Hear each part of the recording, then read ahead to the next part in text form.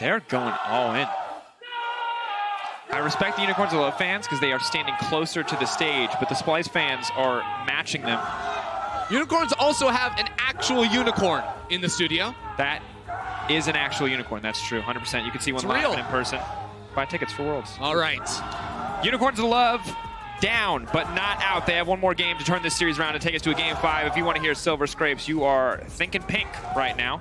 I love this. Unicorns, 3 bans leveraged at top lane. Either the Syndra or the Kiana is going to be left open here from the side of Splice. This is what we were expecting in Game 1. We ran the prep drafts. We thought Unicorns, there's no way they banned the Kiana themselves. They can pick that up and now give the Zyrocon over. But they do have answers. The Heimerdinger, Morgana left open here if they want to knock that one into the Splice bottom lane. See what they want to do. How exactly want to deal with 2 very obnoxious picks to lane against. The problem is, I think, so Xerxes might just go for his jungler here, and now you can't necessarily pick the Morgana, right? If you go for the heavy, prio bottom lane to counter out Rakan, well, then they just pick the Karma. And if you don't go for it, then they just pick the Rakan, and they win either way. So Unicorns of Love is in a really tough position right here, and I think I agree with the analyst desk. Stop trying to win lane through bottom lane. I don't actually want to see the Morgana here. I'd much rather see something like the Nautilus Kai'Sa as a lock-in, and then play towards your top side, but that wouldn't be UOL style. There's a Heimerdinger open, and that means UOL are going to pick a Heimerdinger. That would be spicy. I don't think that one's happening. I don't think that one's happening, Dracos. But what I do love is that we heard from the desk, Vedius trying to get in Sheepy's head and saying, I'm going to crush you, Chachi. Well, he hasn't crushed him yet, but he did ban 3 of his champions. So options are quite limited for the side of Vizichachi, and I feel like he should probably pick a champion here. He might even get more bans levied against him. The Nico, of course, still on the table.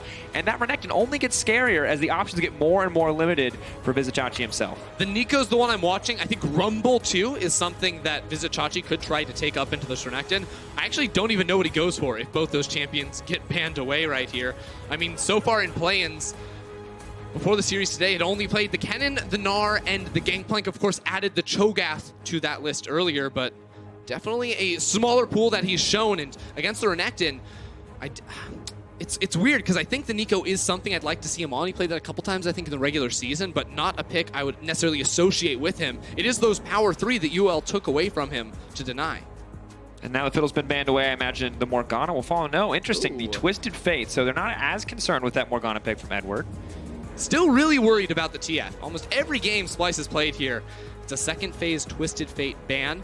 Now, if they're following common trends, they go ahead and run out of this rotation and pick themselves a counter to Renekton. It's going to be the Nico or the Rumble. I'm pretty positive. And then Humanoid can get his counter pick.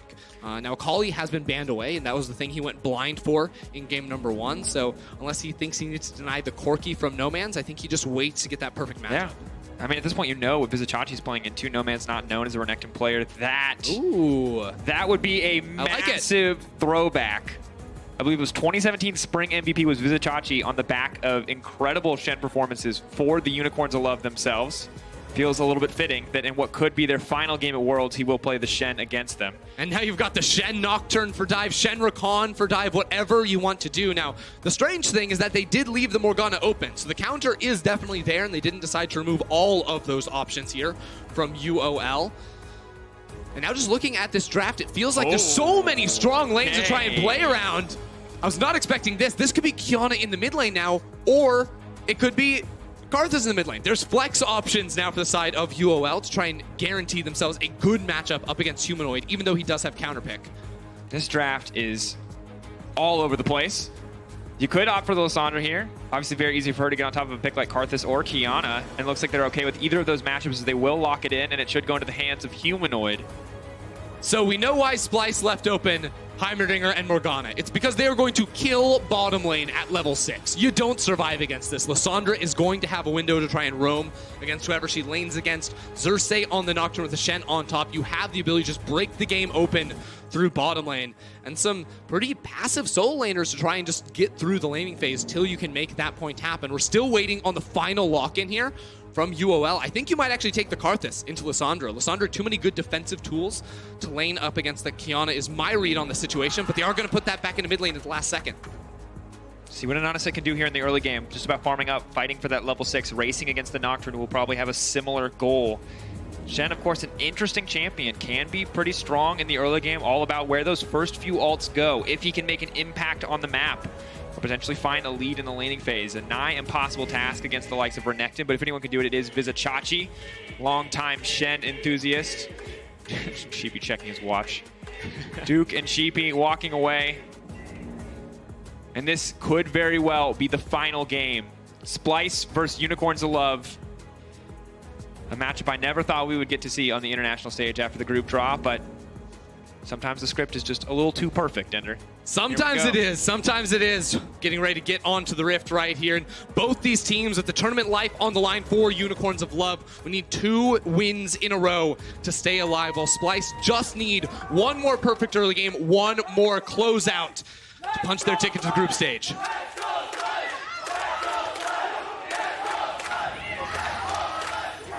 And that man with a pineapple showing his praise to Ananasik. And this is it, match point. Splyce with the game advantage. It is on UOL to take us to a game 5. And hopefully they can hear the Silver Scrapes playing already. Early game is going to be the biggest decider here, Ender, as it often is. So this is a game where we're not going to see that crazy level 1 strategy from Splyce, I don't think. Don't have the same early game presence of an Olaf or a Karma to try and divvy up the map right off the bat. And of course, for Splyce, their early game has been dominant in all 3 of our games, even in the one that Unicorns of Love managed to pull ahead of. You can see game 1, game 2, that is consistency, regardless of composition. 6.2K in game 3, that's terrifying. Not going to happen anymore, you already mentioned it. There's no Olaf this time, so probably not nearly as easy to snowball something like that. Maybe some moves coming through from UOL here. As Boss, remember, game 1 started off with Splyce setting up 5 members to try and punish Boss for sitting in that bush. Surprised, honestly, he went for it again in this game. They're now moving into the enemy jungle. This is what I was waiting for, though. Because Karth is so strong at level 1, now they have the ability to try and split the map, and this is going to buy the freest laning phase for Edward and Inax. Now, when we saw this duo run it up against Clutch, there were some misplays on their side. They had to lose their flash at level 1, so you have to be careful for that Rakan to jump onto you and then potentially lose a trade. But the ideal situation now for UOL is that they can absorb this first wave, freeze the lane on their side while Ananasik is on this bottom side of the map, and then Kabi and Orskaran don't really get to play the game. They sort of feel the pain that Inax and Edward were in last game in the same situation. Once again, the map is divided. Top side for the likes of Xerxes, bottom side for Ananasik and the Unicorns of Love. And on the top, already you can see the Vizicachi is doing quite well in the respective lane matchup. Has yet to hit level 2, however, so less than ideal. Forced off the wave as Boss gets his a little bit ahead of schedule. So while level 1 looked good, now the Boss is level 2. Now that he has a bit of Fury to back up those abilities, it is going to be a bit harder for Chachi. A good bounce, though, means that Chachi should be able to hold it on his side of the lane for a little while. Downside, though, Boss now gets to move into his own jungle to keep an eye on this Nocturne. Ooh, getting the collapse now on towards Xerxes. He might have to flash away from here. Nanasik is already level 3. Stepping in. Spell Shield is there, forcing the flash out from Xerxes. Well played. Finally flipping the script on this jungle matchup. This entire game, it has been Xerxes punishing, or this entire series, rather, it's been Xerxes punishing Ananasik. Now Ananasik so strong on the Karth, can clear the jungle so fast, skipped his red buff entirely to make this invade happen. Now trying to steal away the Krug camp. Xerxes can't actually contest with this. It's just not possible. And Vizicachi can go in to try to help, but Boss is there. And even if you kill the Karth, his damage output remains. Ananasik has finally out-jungled Xerxes at the start of the game. We've waited 3 games. Xerxes has always had the upper hand. Now he bought bottom lane, a free winning matchup. Top lane now too, gets to fully shove in. He denies multiple camps inside of Xerxes' jungle. This is absolutely perfect play on the Karthus. And Boss continuing to hold pressure. No Man's doing fine in the mid lane match, but as we mentioned already, level 6 is the point where this game really will break open for one of these teams. It is either the Requiem for Karthus, or it is the Submarine with both the Shen and the Nocturne moving on to that bottom side.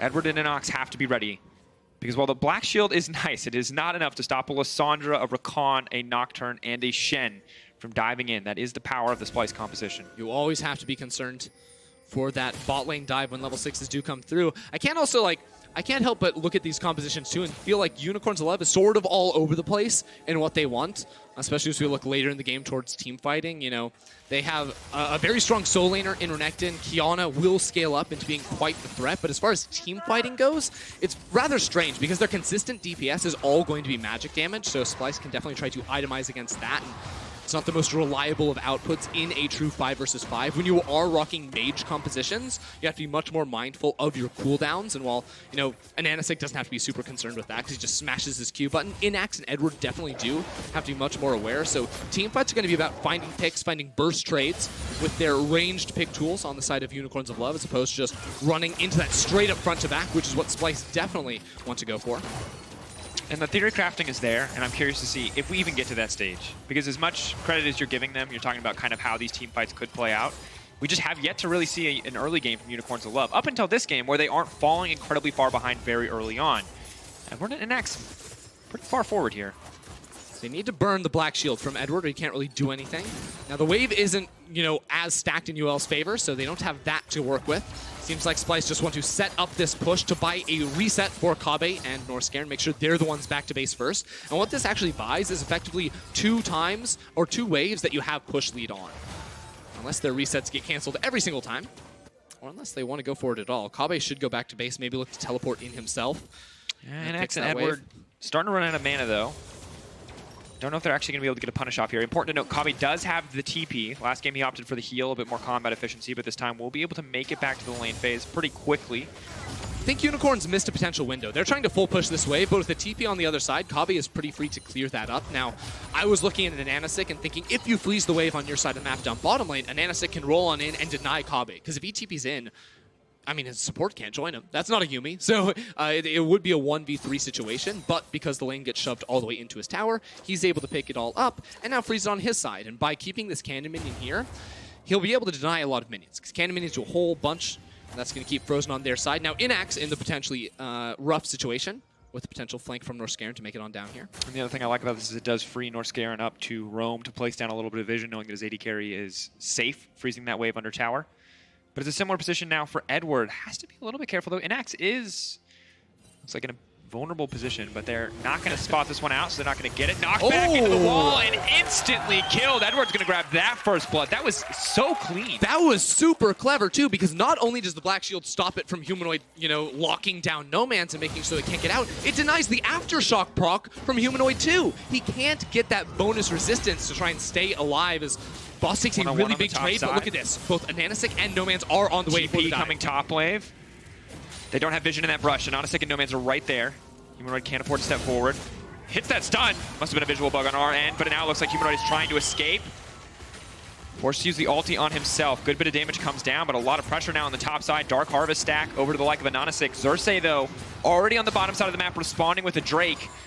Will they go for the dive here? It's going to be hard to, with Shen ultimate up and available. Humanoid does not have his own, though, but Ananasik on the card that's so good at diving towers can just go for poke trades. Ulti coming out, trying to make sure that Vizicachi can't cancel it, yeah. Ambitious use right there, but they will be able to pick up at least one plate for themselves. That's a taunt! Vizicachi trying to buy a bit more time with Spirit's Refuge, but he can't sidestep enough. The Skittles gonna take him down. Taste the rainbow on the top side of the map. Straight up greed right there. Vizicachi thought he could make the play, has the flash, but does not use it.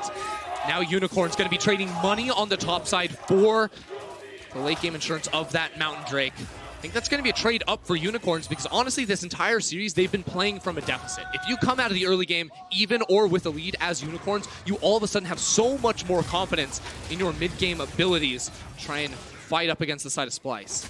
Just huge stun there on Kabe. With the Lost Chapter now completed for the Heimerdinger, he can just indefinitely kind of spam out these towers, especially as levels start to come more towards him. Humanoid, though, in the mid lane has the blue buff. And now as we look in on the top side, you can see this was very back and forth play overall. Yeah, so right now they're just chipping out underneath the tower. Humanoid doing a relatively decent job of dodging away from some abilities. Then with the potion ticking, I think that's a bit overambitious, as I mentioned from Ananasik. And this is where we see Vizicachi. Usually taunt champions are super good at protecting against tower dives, but Boss with the healing he gets, as well as the double dash, makes it so Vizicachi doesn't really stand a chance. And also, Karthus Q does double damage when it only hits one target. Vizicachi had no minions around him either, so it was a pretty easy pickup for Ananasik. And the top lane matchup will only get harder as we get out of the early laning phase. Of course, Shen, a lot of kind of just strong base numbers on his kit, but the way things have been going, you can see more and more gold going to the pocket of Ananasik. And whichever one of you in the audience brought a pineapple, this is the time to raise it high, because this man is set to carry the game. He's doing it. Bring the pineapple. And that's what we've been waiting for, Pineapple Man. We've been waiting to see Anonysik show up. We said junglers will be the difference makers, and this time it's Anonysik backed up by all of UOL to secure an early game. You know, almost a 20 CS lead for Akarthus, and once he starts to get magic penetration itemization, you are not going to want to go toe-to-toe with him. Look at this move from UOL. They tracked Xerxes on the top side of the map with all those deep wards. See him spotting over that, so had brought an Anonysik over to potentially try and deny some minions. And now, you know, we have level 6 on Xerxes, we have level 7 on Vizicsacsi. Humanoid 2 has his ultimate. I'm just waiting for that play. You know, Splyce, they had the setup. We wanted to see them attack the bottom lane. That has yet to happen. And I can't help but feel like a lot of it is because they don't know where Anonysik is. You know, with Akarthus clears jungle much faster than any other pick in the game. And playing from back foot, haven't been able to do much. Pulling back with the Karthus is right here in the midst of the fight. The Kiana throws it back. They're right into Karthus. That's not where you want to be. They might get the Kiana, but they won't get anything. Humanoid now has to run for the hills. Shen comes over the wall, tries to buy a bit more time, and Anonysik throws down the Skittle, trying to finish off. Humanoid won't quite do it. Rakan here to try and save the day, but the ultimate is off cooldown. Presence of mind, resetting it right. The Guardian most. But Northscarin is there. A Guardian indeed. The mastery will stop that from turning any further against the likes of Splyce. Unreal right there. Splyce do make it work somewhat in the end, but this is what I was talking about. They are not tracking Anonysik to the same level they've been able to all series long. Anonysik definitely showing up where he needs to be, when he needs to be. Kabe still has access to ultimate, so he's going to be all right. Of course, the Heimerdinger, rather, not Hecarim. Ulti was used there in that exchange. And now Humanoid getting bullied out here in the mid lane. Opted to go for the revolver instead of, very often we see the early lost chapter into the Protobelt, but seems to be doing fine on mana thus far. Protobelt will help him out in the individual 1v1, as well as any coming team fights. Binding. Good from Vizicsacsi holding on there, but Boss just continue to press an advantage here, and we have a huge lead for the side of Unicorns of Love, Ender. Right, it's a really interesting game now. You know, UOL have this big lead, but when you look at these two comps, they both play on such long cooldown windows before they can make plays. You know, Anonysik, his ultimate, No Man's, huge playmaking tool there as well, and Splyce, we know the level 6s are so key too. But I think when you compare the base kits of these champions, you know, just the 3 spells, not including the ultimate, you have to almost always favor, you know, the Renekton, the Karthus in the jungle as well, even the Heimerdinger just to get push off down bottom lane. So when we are in these windows where, you know, both teams don't have the tools necessarily to fight, I almost always give the upper hand to the Unicorns. Max flashing out, Northscarin now in trouble. Giving a lot of respect over there to the opposition as Boss breaks that tower. Rest of the team now taking up home in the mid lane, but Humanoid pretty comfortable to clear out these waves. Protobelt's forward to try to get it done. And now Dash is away, but in the meantime, the Rift Herald has already dropped, and that means a few more free plates for the likes of No Man's. See if they want to share the gold or just give it over to him. It looks like Anonysik wants in on the action. Humanoid has to back off here. Big damage! Had the ulti up and available, does not get the chance to use it. Unicorns might be able to look for more. Check this out. Boss has moved down from the top lane in towards mid. They can completely deny Splyce away from this tower. There's a Drake spawning up too, but if they're able to kill the tower before the Rift Herald does die, maybe they can take that charge. Wasn't able to tell if that did go down. TP now from the bottom side. Kabe moving in. The Heimerdinger running for his life. Kabe desperately wants this kill here. Xerxes now backing off. Double daggers come through. Inax, no mana. Kabe going to finish that one out and walk away cleanly. Good punish from Splyce. Definitely needed to see that move come from them after Unicorns took that mid lane tower. Now Unicorns, they have that major objective knocked away. And Anonysik getting feisty. Skittles get harder to hit as enemy team gets boots. Looks impossible. It's Dance Dance Revolution. No Man's has ultimate. Does he want to go? I don't think he wants to. This is super questionable. He's feeling it. He's going to back off. Walking in 1v3. Oh, no. Now gets locked up. Hello? No Man's? Oh! That's huge! But still a 1-for-1. Shut down onto the Kiana. I'm going to say not worth. Bold play. I think he was trying to see if Anonysik could get an ultimate in there too. Maybe if some spells go the right way, they can turn that into a 1-for-2. But I agree, over-ambitious for sure coming through from No Man's, just trying to style on these kids. Kiana does only get scarier too. The bad news is, whoever you give gold to on the enemy team also, going to get a lot stronger, a lot faster. Shutdown's key for Splyce to come back into this game. All right, so thought process here. So actually, watch Northscarin, because I think he hides behind the wall. No Man's can't see him charge the ultimate. Yeah, there you go. Then gets the flash into W knockup. Still the immediate one-shot onto Xerxes. And yeah, he actually throws 2 Qs at Xerxes that don't do anything. I think if he hits Norskarin, either A, he one-shots him, because he was doing an obscene amount of damage, or B, it gets him in Threshold so that Ananase can drop the Requiem on him. Still, potentially an unnecessary risk. But For sure. As we mentioned before, UOL still with a handsome enough lead that they can feel pretty comfortable. 1.5 items coming through for Kabi. Where have I seen this before? Picks up a second BF sword. That's how Splice was doing. Yeah, that's what Spice was doing, Dracos. Taking unnecessary risks. Still won, though. Yeah, it did. And the thing is it's only going to get scarier, too, because now you're looking down. Luden's Echo for the Heimer. You're very close to a Duskblade. Karthus is hit double magic penetration items. Level 11 is the next thing you need to look for. Double magic penetration plus level 11 Karthus at this point in the game is incredibly oppressive. Requiem does so much damage, and the cute little Merc Treads for Vizichachi is really the only form of magic resistance on the team outside of Norskarin's matching pair. So, And Anasic hurts, okay? Yeah, that's the bottom line. It's really, really painful. Here's 4 members try to collapse on towards bottom lane. They still have TP2. Wall of Pain. Humanoid now needs to retreat. A Proto Belt to dodge the Skittle. He's walking further under. Good spell shield comes out. Locked up by the Water Blade, though. Humanoid trying to buy a bit more time. Meanwhile, Boss is going in on the top side. Inax going to grab Humanoid. Boss going to get spotted out here, though. They're going to look to collapse on the Renekton. He will be able to walk away. Picture-in-picture action as Unicorns of Love set their sights on that Ocean Drake. Unicorns getting everything they need right there, punishing Humanoid down on that bottom side of the map. And Boss just buying more and more time here. Speaking of unnecessary risk, he's going in, but he knows there's no one else really here. He's a level 11 Renekton with the Spear of Shojin. No one's trying to take that fight right now. Edward, though, continuing to clear out vision. Unicorns of Love choking out on the bottom side, making sure that Splice cannot farm comfortably.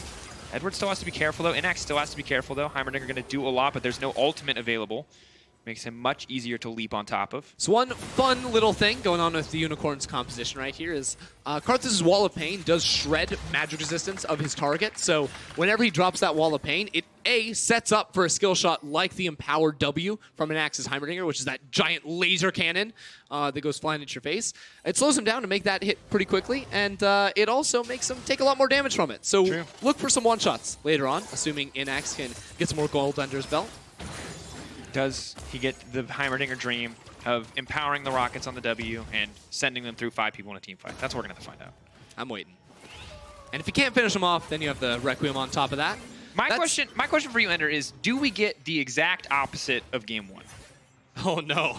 Where UOL are super far ahead, look like they're on the verge of closing, and then Splice turn it around. Because Splice do have a lot of good team fighting tools. Shen, probably not the best scaling pick, but we've seen what Kabi can get done with enough CC to support him, and he certainly has enough CC to support him. Yeah, so I honestly could see it happening, because I think, realistically, I like a lot of Splice's odds in later game fights. The problem I think they're going to run into is them potentially lacking damage. You know, once a lot of people start to build more defensive on the side of Unicorns of Love, Xerxes going to be a lot less effective. Grassblade goes in, waiting, going to dash out to safety. A second Grassblade, waiting out Xerxes' ultimate. Is going to ult right back onto Norskarin. A little bit.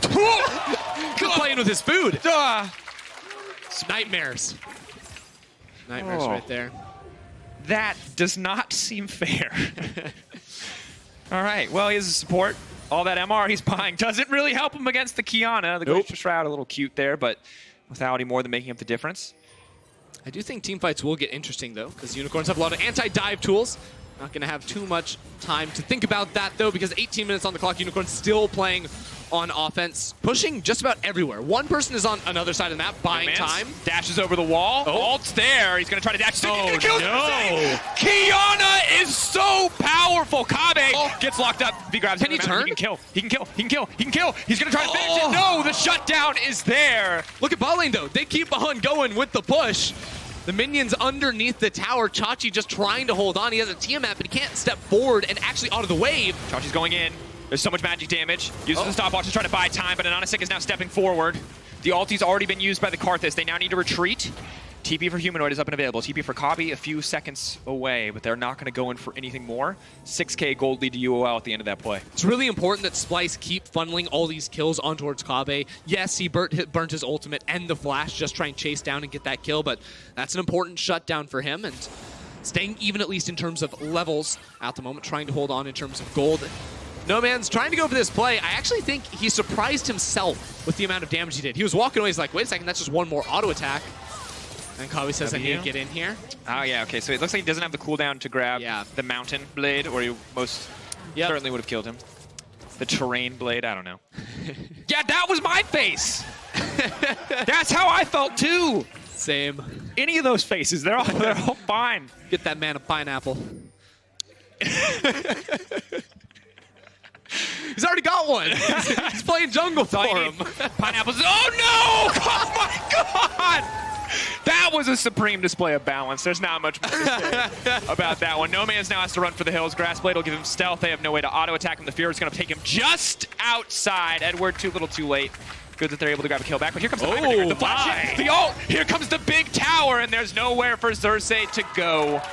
It does stop the tower from auto-attacking, though, when you TP to it, so... Do they just go Baron here? 10 seconds away, and Anasik... Humanoid has a Shen TPing in, but they need to get away. He's just going to flash over the wall. The dash comes in. He's going to walk away as he clears the wave.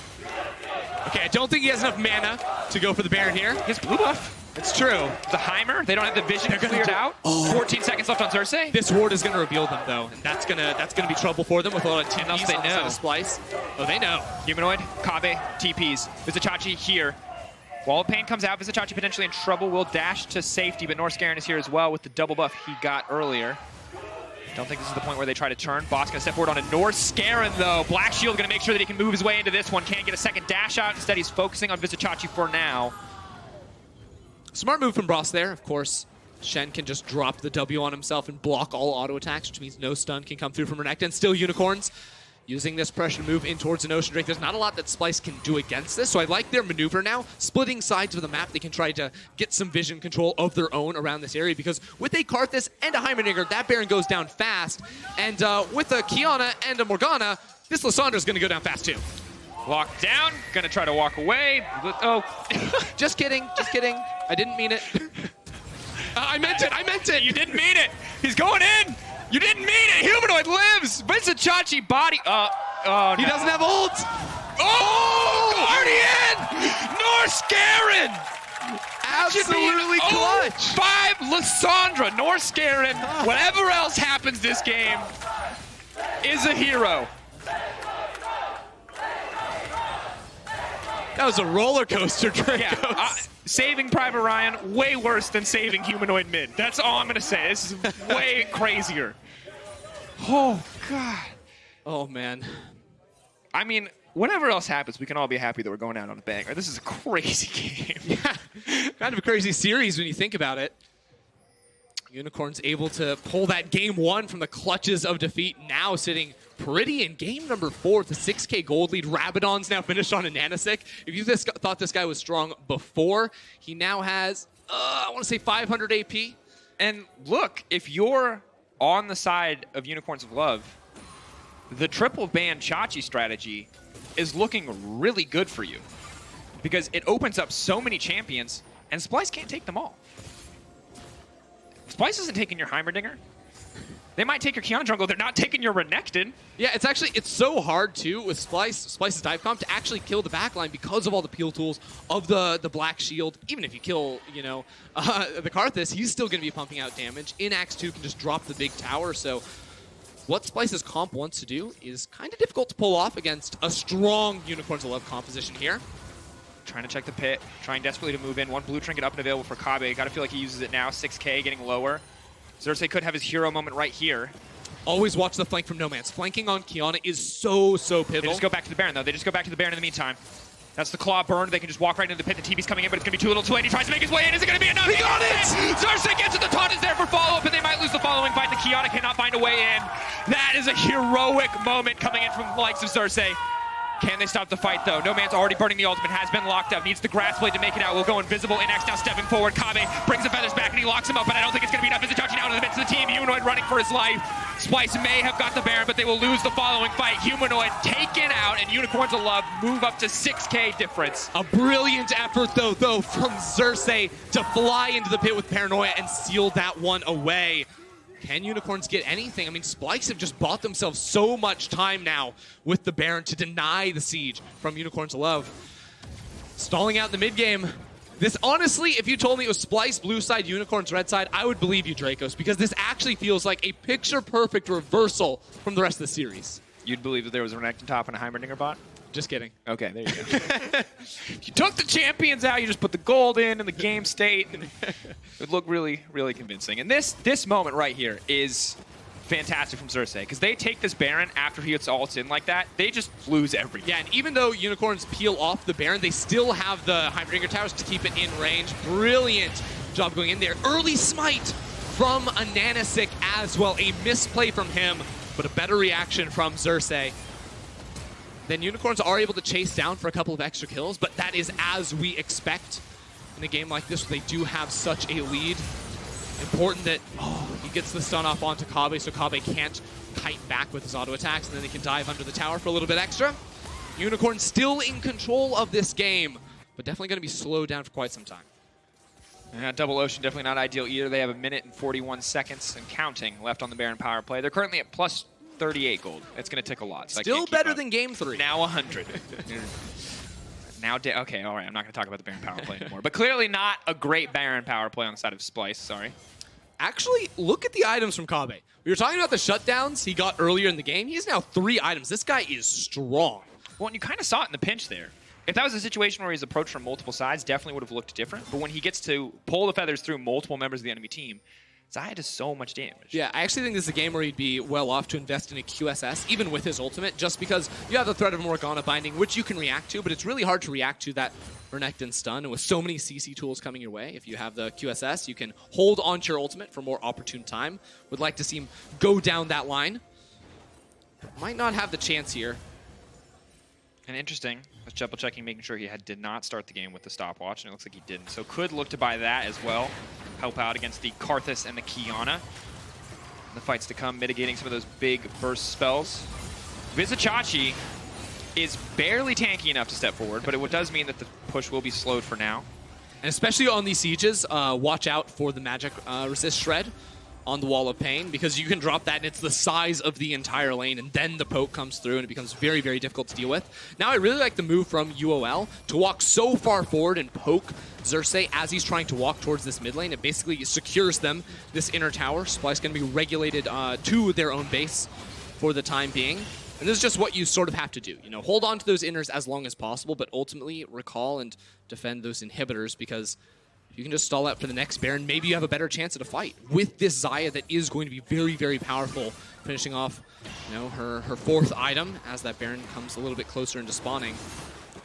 You do have some options. Yeah, and of course, there's always the threat of the Vizicachi-Xerxes duo collapsing on a side lane. It is a bit difficult, given the kind of overall lack of damage, given how far behind that they are, but it is something that can work for the team. Humanoid may look very far behind, and he is relative to his lane opposition, but has pretty good tools to kick fights off. So it's all eyes on Kobbe to be the damage source. The team around him, enough resources to support him, but probably not enough to be carries themselves. The gold differences across the board are really interesting, because, you know, you expect Unicorn smashing in a whole lot of positions. Jungle especially, just a monstrous lead, almost 5,000. For Nanisik, mid lane too, of course, very much in favor of Unicorns. But as we said previously, Kobbe doing very well to keep up himself. He actually has more gold than anyone else in this game. He has more than a Nanisik or No Man's. That's the benefit of the shutdowns. That's the benefit of Splice donating him so many resources in this mid-game period. He's just trying to scoop up about everything he can, and that's why his CS looks so bloated compared to the rest of the game. And outside of another Miracle Nocturne steal, though, I'm very concerned as to how Kobbe actually fights around a Baron. Right. Because there's so much room to control space. You talk about the Wall of Pain. He can't walk through that. If he gets slowed down like that, he's going to be forced to ult immediately. You can't stand near a wall or No Man's just ults you. You can't stand near a Renekton or he kills you. and the Heimerdinger can just set up a big tower, and then there's really no way for the Xayah to walk in. She's not tanky enough. It's really strange, because Kobbe has a lot of tools to deal with the Kiana and the Renekton melee champions with his ultimate, the CC from his feathers as well. He has great kite back tools, but he's going to get outranged by the Karthus and the Heimerdinger every single time. So the start of these fights might actually look good for Splice, I think, if he's able to stay alive and use his spells correctly. But I'm always going to be hesitant to say that even after the fight looks good right off the bat, that Splice would be able to potentially close out on a fight, because they can't actually cut the distance onto those priority ranged members. Just what a world we live in. We got Sheepy going toe-to-toe with 2 former teammates. We got Norse going face-to-face with that brush. Very risky proposition. Xerxes and Vizicachi, I mean, it's an interesting spot to be. I think one of the first times in history where you've had to go through your former coach on your new team at Worlds.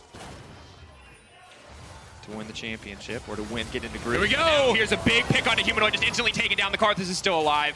They're going to try to get one kill back. Karthus ulti now coming out, trying to zone the rest of the team away. Huge damage coming in. No Man's now on the hunt. He has the black shield. Kabe immediately going to be forced to ult. The feathers come back. Maybe not enough. Pulling through as Vizichachi's forced to ult it as well. This should allow UOL to walk straight towards the pit. Oh, I thought Kabe had more room right there to fight back with the Shen ult, dropping a lot of autos to kite on back. Now this means Unicorns of Love, they got that pick with No Man's 5v4 around the pit. They can kite this permanently. Chachi just used all his major cooldowns. Dashed in. Brief window of opportunity to punish here. Vizichachi still stepping forward, but Ananasik and Inox can just force this one down. Xerxes coming in. He has no ult, but he does have the flash and he does have the smite. No Man's, they need to step forward. They need to stop Xerxes from getting to the pit. Why? They don't need to take this 50-50.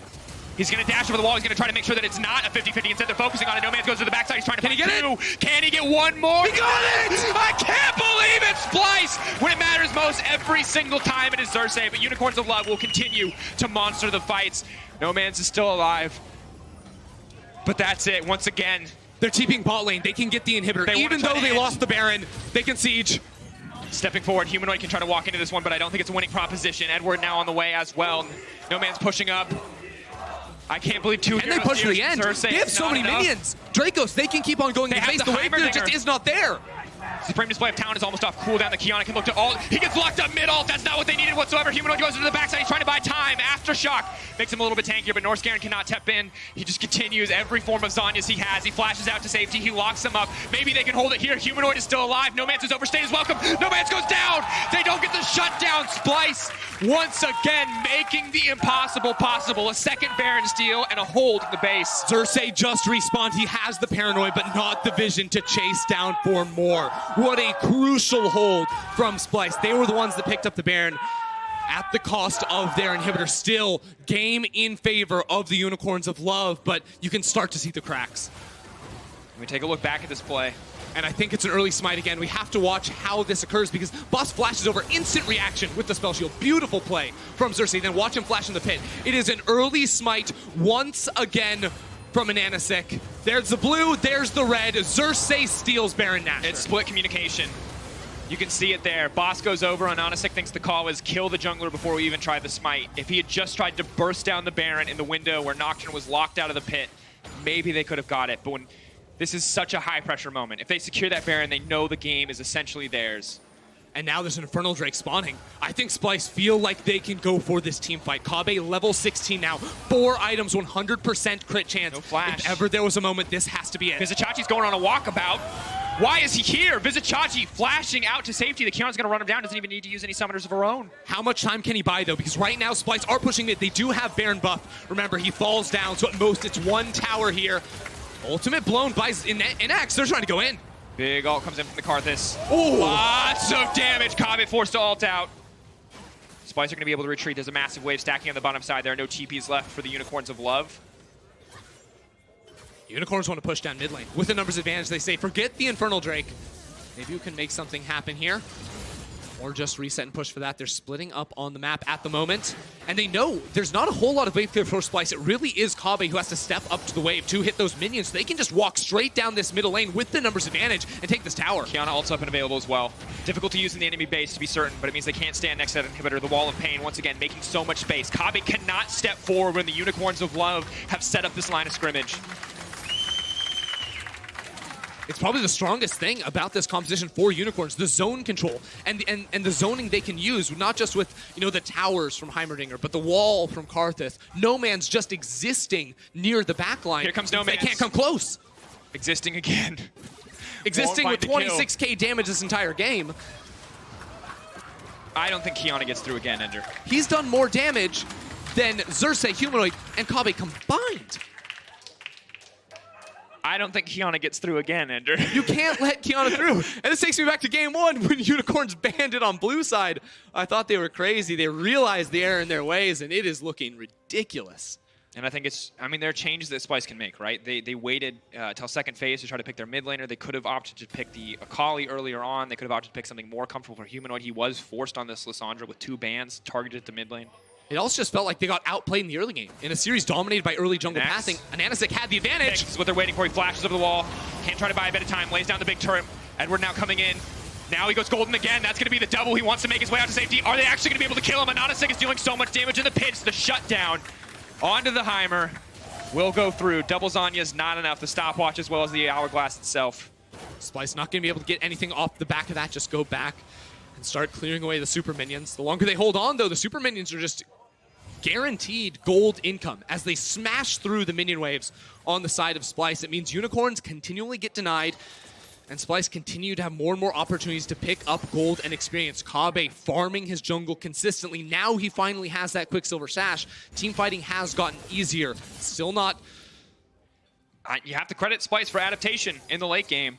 They're no longer looking for the big fights. They're looking for these little picks to keep themselves in longer and longer to give Kabe more and more time to scale up. And this could have gone terribly if anyone else was here. Right, but they saw No-Mans in the top lane clearing away the minion wave, the strongest member, it seems, on the side of the Unicorns. And, of course, the Zonias plus the stopwatch that he didn't use earlier, double interaction, going to be burnt. And that's a really powerful tool when you consider that all Splyce want to be doing in these fights is diving your backline. That's an extra 2.5 seconds he will not be able to stall them for in the next 5v5.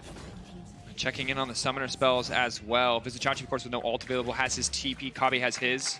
Flashes for Norskaren. Kabe, now you're going to see the fight break out. No-Mans just gets right back out the car. This all coming in is going to do a lot of damage. Multiple members locked up. Humanoid chunked on the side. I don't think anyone's making it out of this one. Xerxes manages to get taken down. Only a single kill onto the side of Splyce. Unicorns of Love were looking for more there, but they will not find it. Splyce barely making it out. Yeah, you can see in that corridor Unicorns chose to fight in. Really good position from them because Kabe actually can't fight back. He is zoned because his front line goes down quickly and won't be able to fight. Now, Xerxes down for 30 seconds. No chance of a steal. You'd have to imagine here. Third time must be the charm for the Unicorns of Love. Splyce could look for a team fight, but without the Featherstorm, it's got to be an uphill battle.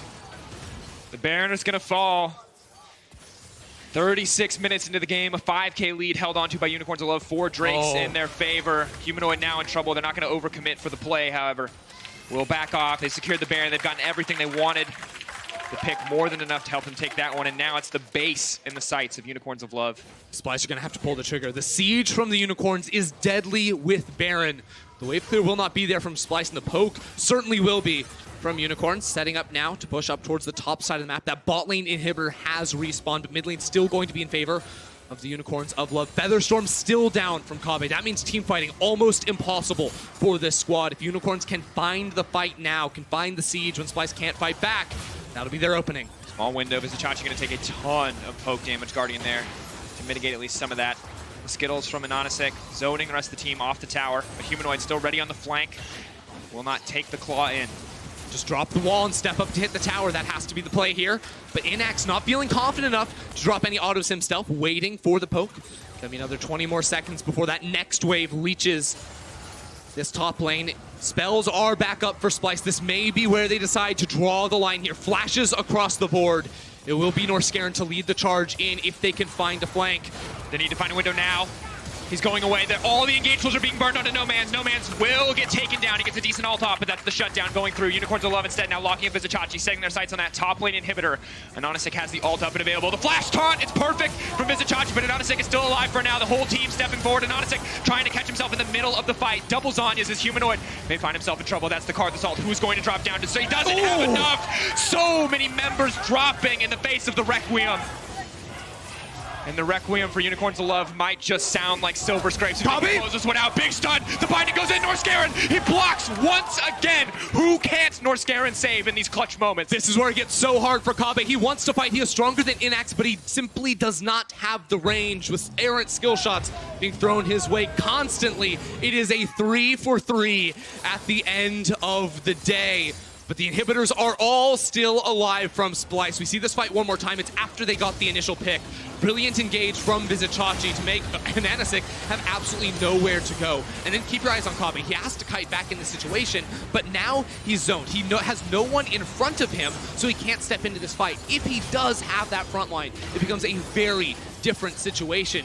As just stepping forward, he has to play around the cooldowns. Once the W goes down from Inax, that's when he can be much more aggressive. Crucial block there from Norskaren to deny the Black Shield on towards Splyce's AD carry. But ultimately, just a dead even team fight. A dead even team fight when they started the team fight by instantly killing the Kiana. That's a terrifying prospect. Vizichachi feeling very confident to step forward like that.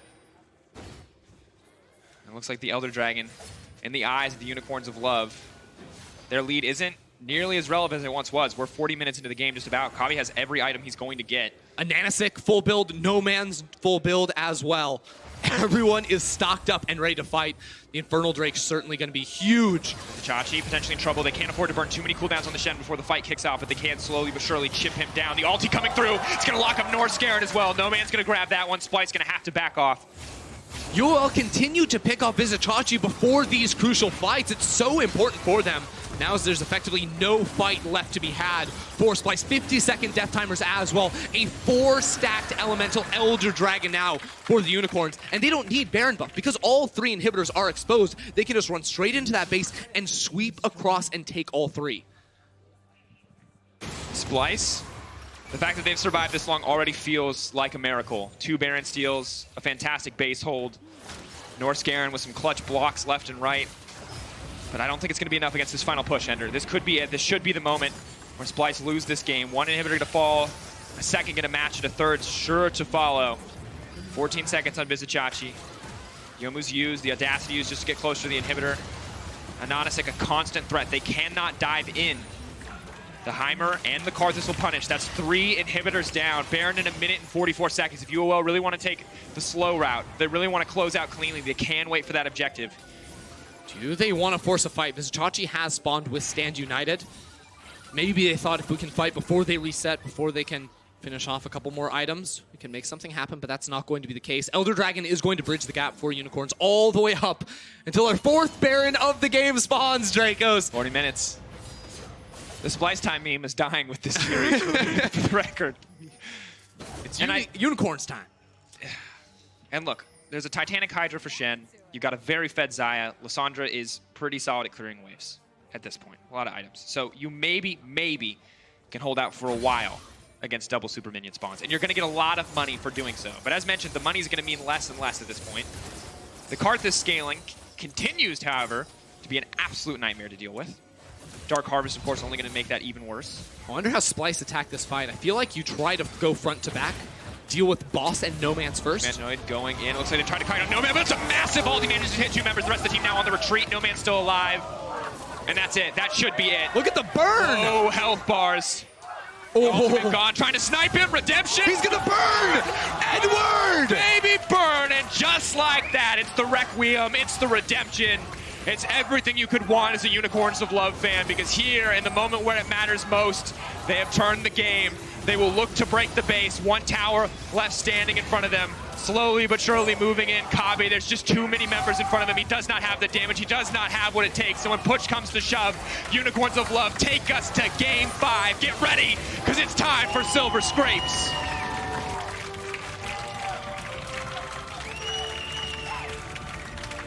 Unicorns came out strong in this one. Draco's fiery early